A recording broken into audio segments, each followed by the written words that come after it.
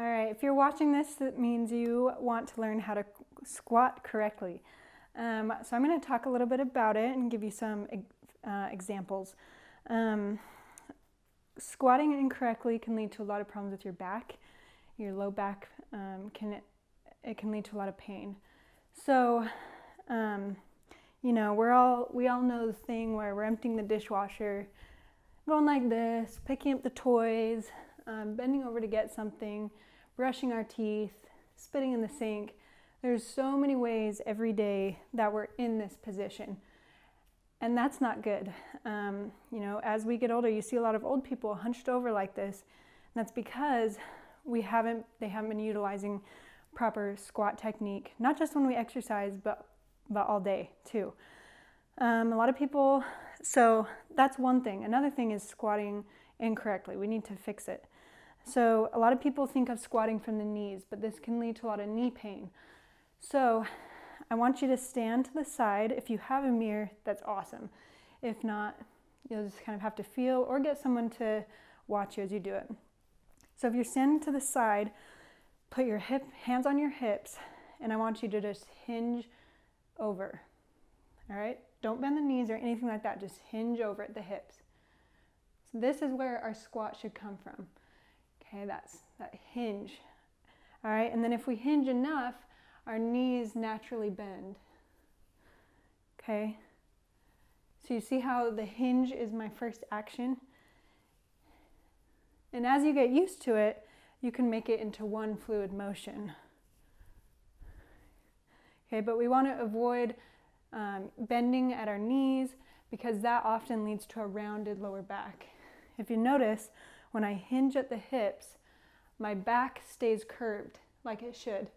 Okay, and as soon as a lot of people wonder where they should stop in their squat, as soon as you start to feel that tailbone curve under, that's too far. Okay, so if this is all you can go at first, stay there and just slowly work on that back flexibility. The problem is when we squat with a rounded back.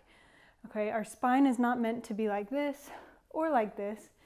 If you look at a picture of the spine, it has several curves in it, and that's what we call a neutral spine. When you're standing tall, it goes curve, goes out, and our low back comes back in. So I don't want to round the back, and I don't want to hyperextend it. Okay, I just want to keep it nice and neutral.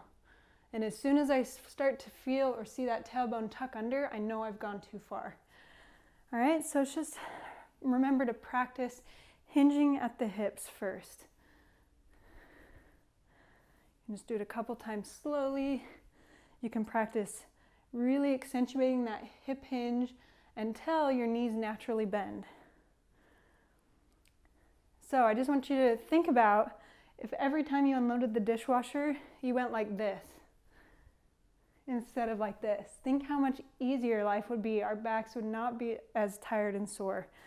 If you have ever watched a small child, you know that whenever they go to pick up a toy, they go like this.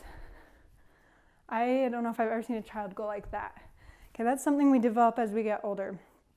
And we want to go back to that child-like motion of bending, hinging at the hips in order to bend our knees to pick something up. Okay?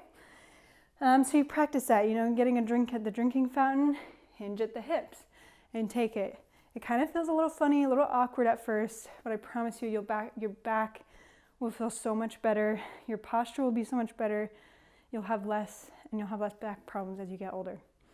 I think that's, I was also going to mention, I'll do a separate video on this, but if you're doing things like burpees, I am so bad at this. I always go like this to start it. Try the next time you do a burpee, this is for more advanced levels, try hinging at the hips, squatting, and then doing a burpee.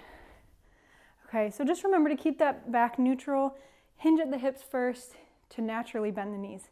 I hope this is helpful, and I hope you can incorporate it into your everyday life because that's what we're all about here at the Lifestyle Method.